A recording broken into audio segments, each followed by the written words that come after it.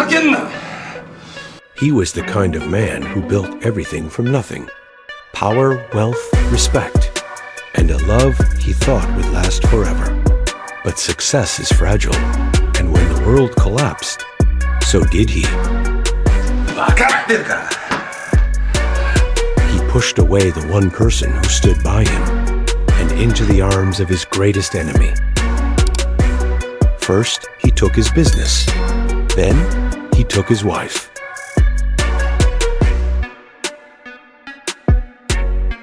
Stay with us and witness how it all fell apart.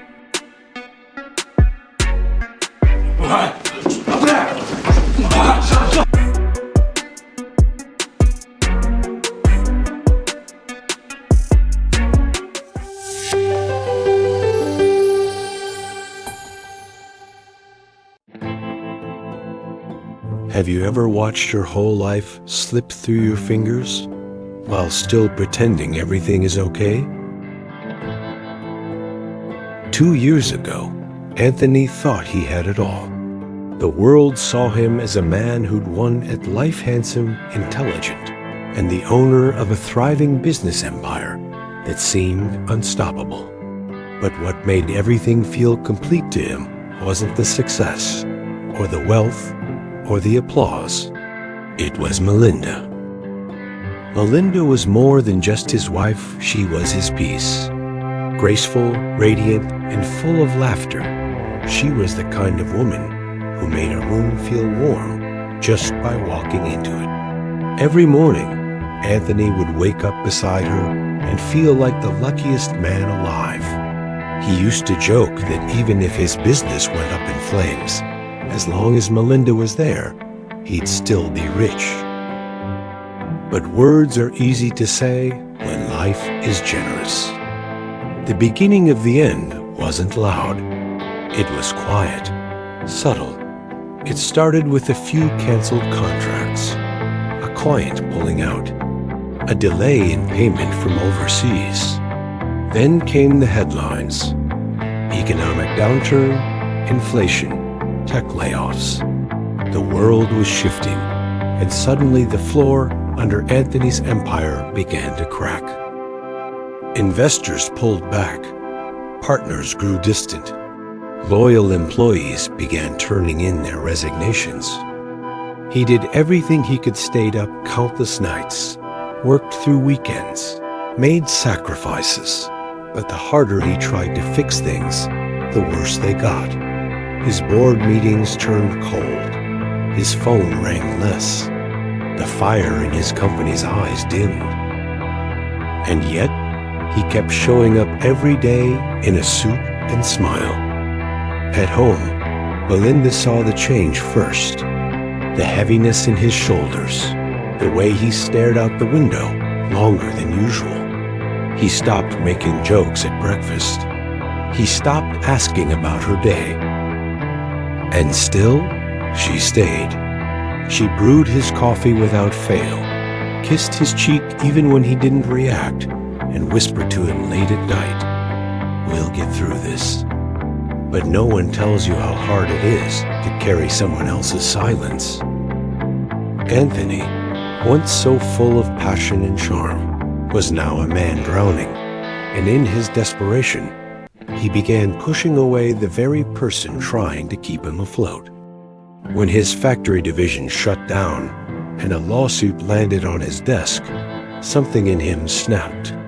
Not in public, not at work, but at home, behind closed doors. He started blaming Melinda, not because she was at fault, but because she was there, the only person close enough to touch the storm. His voice grew sharp, cold, distant. He'd lash out, accusing her of not understanding, of living too easy. The woman who once felt like his safe space now flinched when she heard his keys at the door. One night, after another long day of tension and silence, Melinda stood at the edge of their bed and asked, "Are we still a team?" Anthony didn't answer. He just turned away. She didn't cry in front of him, But when he fell asleep, she went into the bathroom, closed the door, and let her heart break in silence. The next morning, Anthony didn't even notice the redness in her eyes. And that's when the story takes a turn. Because life has a cruel way of bringing back the past at the worst possible time. It was a rainy afternoon when Melinda walked into a quiet little cafe downtown. She hadn't eaten all day. She needed to be somewhere that didn't smell like his cologne or echo with old laughter. Her hands trembled as she stirred her tea. The silver bracelet on her wrist barely concealed a light bruise. That's when Chris walked in. Of all the people, it had to be him. Chris, tall, confident, a presence that always filled the room without trying. He wasn't just a face from the past. He was her first love, the one who knew her before the titles, before the spotlight, before she was Mrs. Anthony. And ironically, he was also Anthony's former colleague, the one Anthony had fired years ago after too many disagreements.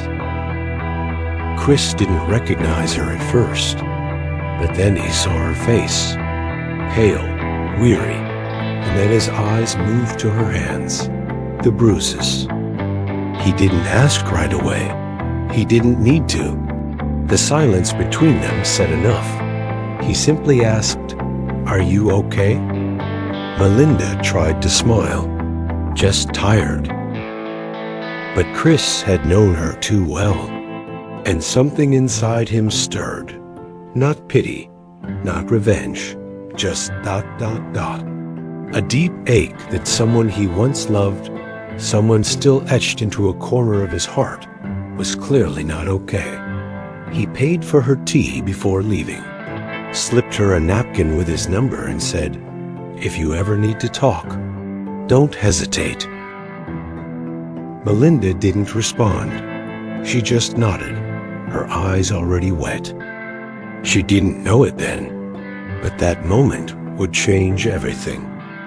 Because sometimes, when the person you need the most becomes the source of your pain, the heart begins to look elsewhere. Not for passion, not for excitement, but for peace, for safety, for someone who simply sees you. And Chris, he had never stopped seeing her. Chris couldn't sleep that night. He kept thinking about the look in Melinda's eyes, how she tried to smile through the sadness, how her voice trembled when she said she was just tired. But most of all, he couldn't stop thinking about that faint purple bruise beneath her bracelet. She had always been proud, strong, the kind of woman who didn't complain even when she was falling apart. And now, the light in her had dimmed. Chris remembered the past, how deeply they had once loved, how he lost her not because they stopped loving each other, but because life pulled them in opposite directions. Anthony had come along at the right time. And Chris, well, he'd been too late. But now he had the chance to be there again, not as a lover, not as the past, but as someone who simply cared. The next day, he stood across the street from Melinda's house, hands in his pockets, heart pounding like he was 20 again. He didn't plan it. He didn't rehearse it. He just needed to know if she was okay. When she opened the door, her surprise quickly turned into silence. Then, something in her eyes softened. She stepped aside. "Come in," she whispered. They sat in the living room, the same one Chris had once walked past years ago as a stranger. Now it felt cold, soulless, like no one had laughed here in a very long time. "I saw the bruises," he said gently.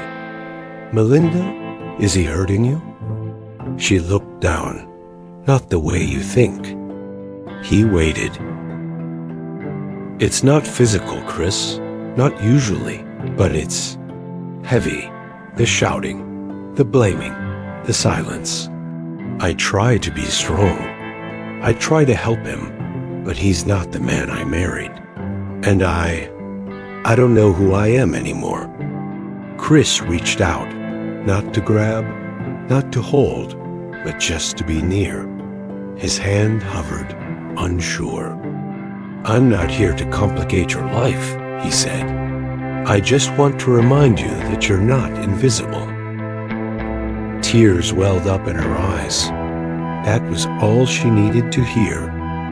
She placed her hand over his, and just like that, a part of her heart that had been cold for too long cracked open. Chris didn't kiss her. He didn't make promises.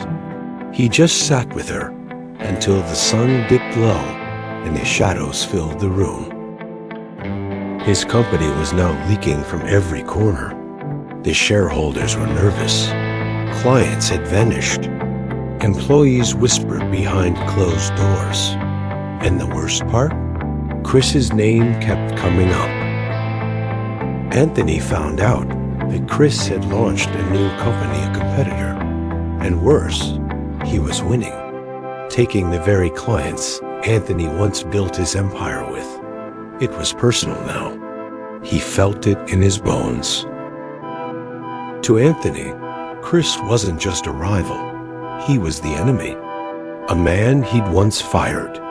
A man who now stood at the gates of his collapse. The pressure consumed him. He started drinking more, skipping meetings, showing up late, leaving early. The man who once commanded a room now stumbled through it. And when Melinda tried to talk to him, tried to remind him of who he was, he snapped. Do you think I don't know what's happening? He shouted one night, slamming his fist on the counter. Do you think I don't see the way you look at me? Like I'm already dead? Melinda trembled, not because she feared him, but because she didn't recognize him anymore. Later that night, when he passed out drunk in his office chair, she stood by the doorway and stared. How did it come to this? This man who once held her face so gently in his hands, now held a bottle more tightly than he ever held her heart. And just like that, her silence turned into resolve. The next morning, she called Chris. They met at a quiet park. She didn't say much, just walked with him slowly, like old times. And when they stopped beneath a willow tree, she looked up and whispered, "Can I still matter to someone?" Chris didn't say anything. He just pulled her close, wrapped his arms around her, and held her as she cried. That was the moment they crossed the line, not in lust, not in betrayal, but in shared pain.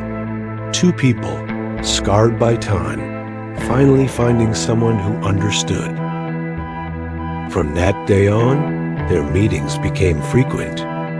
Coffee at the corner cafe, walks in the late evening, quiet conversations in his car.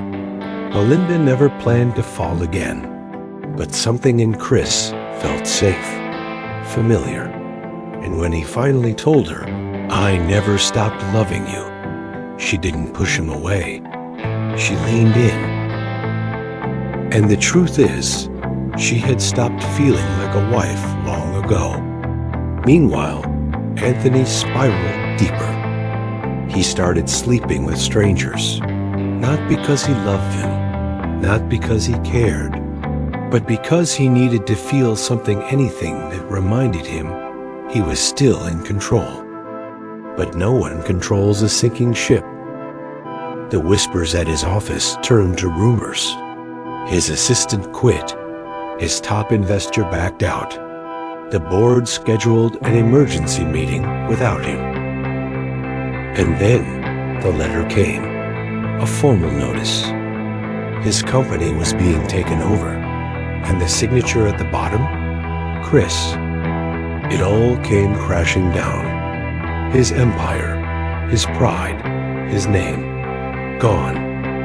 And in the ruins, Anthony stood alone, a man who had once held everything, and now held nothing.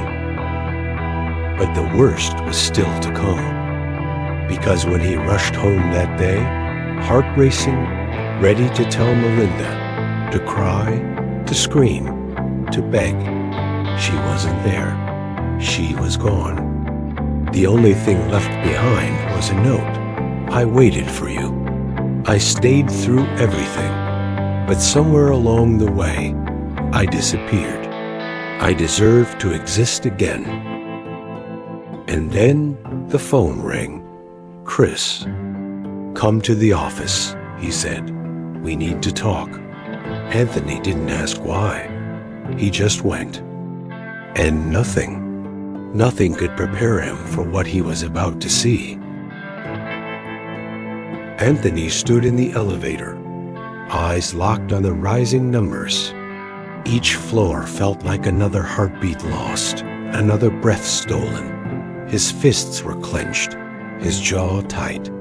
He didn't know what Chris wanted, but he knew one thing for sure. This wasn't just business anymore. This was personal. The doors opened. Chris's office was sleek, modern. The kind of space Anthony once used to scoff at all style, no soul. But now it looked like the future, and Anthony felt like a ghost walking through it. Chris was already standing by the window, hands behind his back, looking down at the city below. He didn't turn when Anthony walked in. What the hell do you want? Anthony spat, his voice shaking with rage and humiliation. Chris didn't move. I wanted you to see the truth for yourself. Anthony blinked. What the hell does that mean? And then behind him, he heard it. The soft click of a door opening. Footsteps.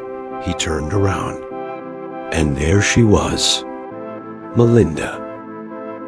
Not in shame, not in fear, but in stillness, in silence. She wasn't hiding anymore. She stood beside Chris. And everything inside Anthony shattered. The room fell into a vacuum of noise and disbelief. Anthony's breath caught in his throat, and for a long moment he couldn't speak, couldn't think. No, he whispered. Melinda, no. Tell me this isn't what it looks like. She didn't cry. She didn't run to him. She just stared, her face soft, her voice even softer. I tried, Anthony. I tried until there was nothing left of me. His voice cracked. So you run to him? Chris finally spoke, stepping forward, calm, measured. This wasn't about revenge, Anthony. I never planned this. I just saw someone drowning, and I couldn't turn away. Don't act like a saint, Anthony snapped. You took everything. My company. My wife wasn't being right enough for you? Chris shook his head. I didn't take anything. You lost them. The silence after that was deafening.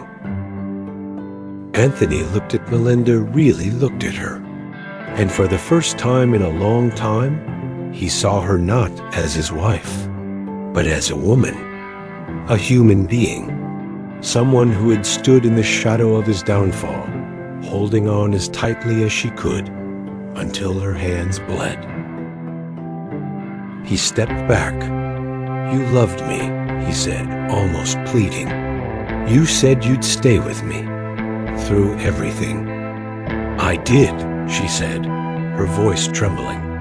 But you weren't there with me. You left me long before I walked away. His knees buckled. He sat down, not because he wanted to, but because he couldn't stand anymore.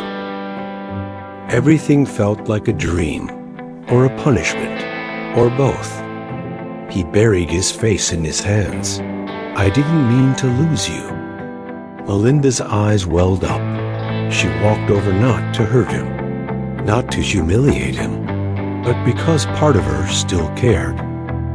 "I don't hate you," she said softly, "and I never will.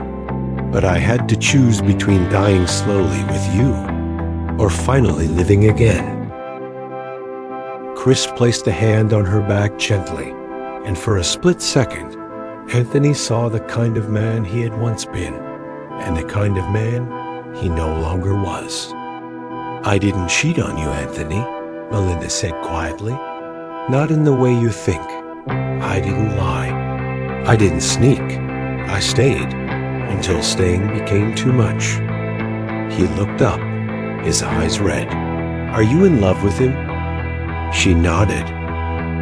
And that was it. No more shouting, no begging, no drama. Just truth. It hung in the air like smoke from a house fire, painful but final. Anthony stood, straightened his jacket, and looked at Chris. "You win." Chris didn't answer. Because this wasn't about winning. It was about everything Anthony refused to face for too long. On his way out, Anthony paused at the doorway. He looked back one last time, not with anger, not with hate, but with regret. Deep, soul-crushing regret. Because in the end, it wasn't just his company that collapsed. It was everything. His career, his marriage, his sense of self, gone. And he had no one to blame but himself. He spent that night alone, not drinking, not blaming, just breathing. The walls of his home echoed in a way they never had before. He walked through each room slowly, remembering what it used to be like, the laughter, the dinners, the soft hum of music in the background. He picked up a photo of them on their honeymoon, her arms around him, his eyes bright. Back when they thought forever meant always, he smiled, just barely, then placed the frame face down.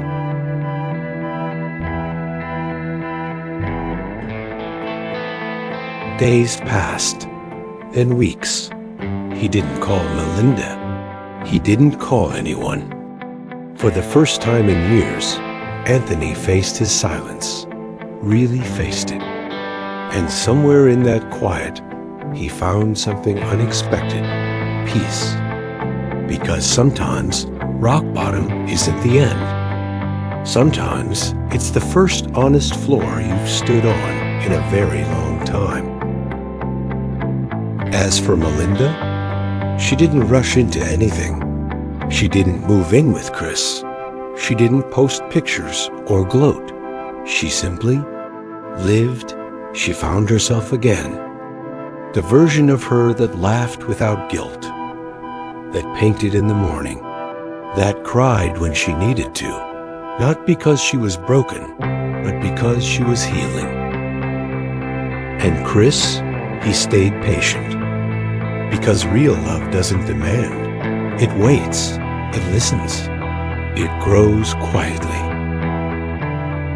Life doesn't always end in fire or fireworks. Sometimes it ends in quiet rooms, in whispered truths. In the moment when one person finally says, "I deserve better," and the other finally hears it. Have you ever stayed too long in a place that no longer loved you? Have you ever mistaken loyalty for sacrifice? Sometimes walking away isn't weakness. It's survival. When you lose everything, there's a moment, a quiet, aching moment, when you realize the world keeps turning without you. Anthony sat at the edge of the same office that once echoed with his power. Now it was stripped bare, no nameplate, no assistants buzzing outside, just dust settling where ambition once lived. His company had officially filed for bankruptcy. His board had removed him. The legacy he built with blood and fire gone. And the man standing in his place, owning it all, was the one person he thought he'd buried in the past. Chris. Anthony tried to understand it.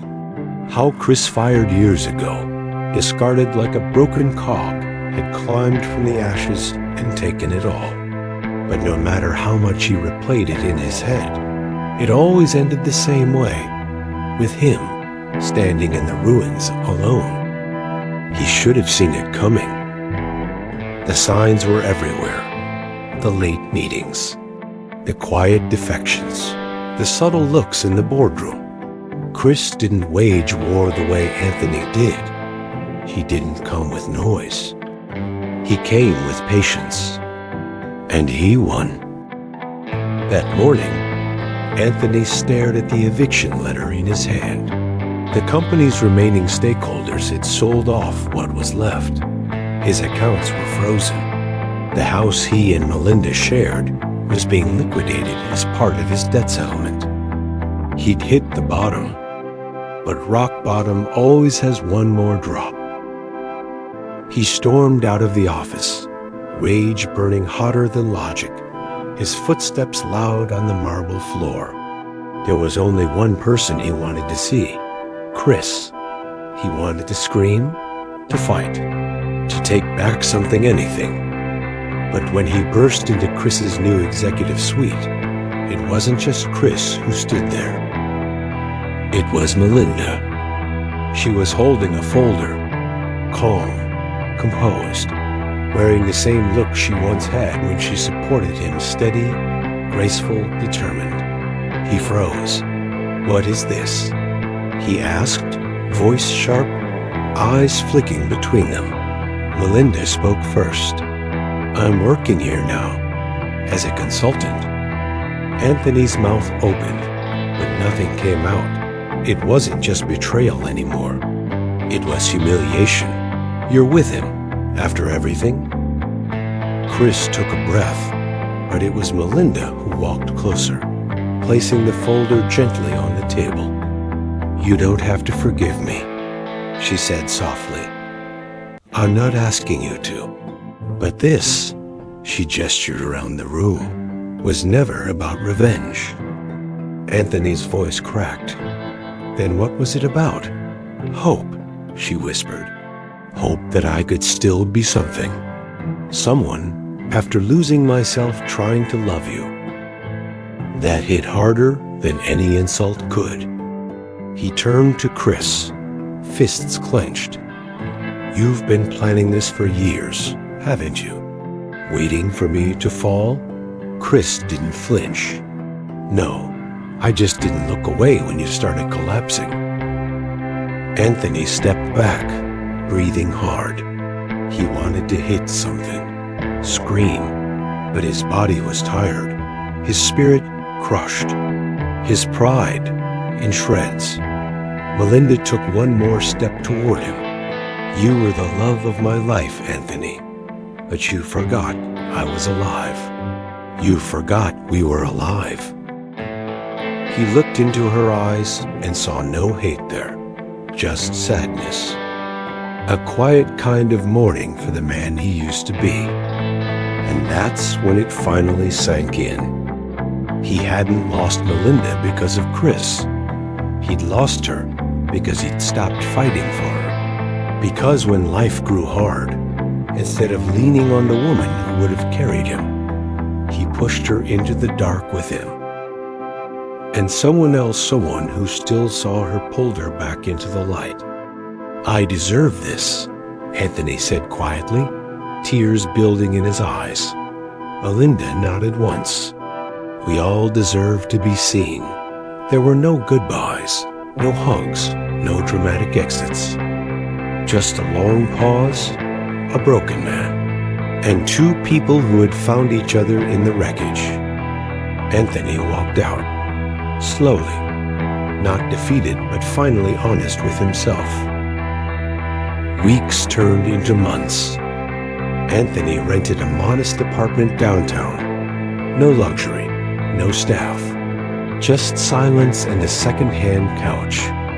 He took a job consulting for small startups, not because he had to, but because he needed to remember how to build from nothing again. He spent more time in parks, Alone, yes, but not bitter. He even started going to therapy, something he once mocked. He learned how to listen again, how to feel. One evening, while waiting for a coffee, he saw a couple laughing at a nearby table. The man touched the woman's hand, gently, like she mattered, and Anthony smiled.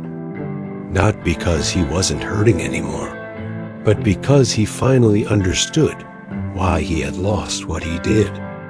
You can have it all: wealth, success, power, but if you forget to see the people beside you, you'll lose them. As for Melinda and Chris, they didn't rush into anything flashy. No weddings, no declarations. They simply were. Two people rebuilding something beautiful, not out of drama or passion, but from pain, truth, and patience. Sometimes real love isn't loud. It's quiet. It's someone who sees your bruises and stays. Someone who doesn't promise to fix you, but simply sits beside you while you heal.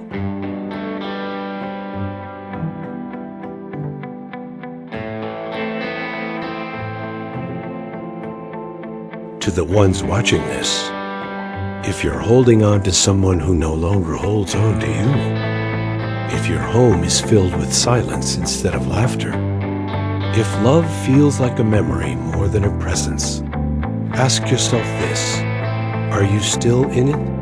Or are you just afraid to leave it? Because staying in a place that breaks you isn't loyalty. It's surrender. And you were never meant to disappear in someone else's darkness. You were meant to shine. Even if it means walking away from the one you thought you'd spend forever with. Even if it means starting over. You deserve to be loved, not just remembered.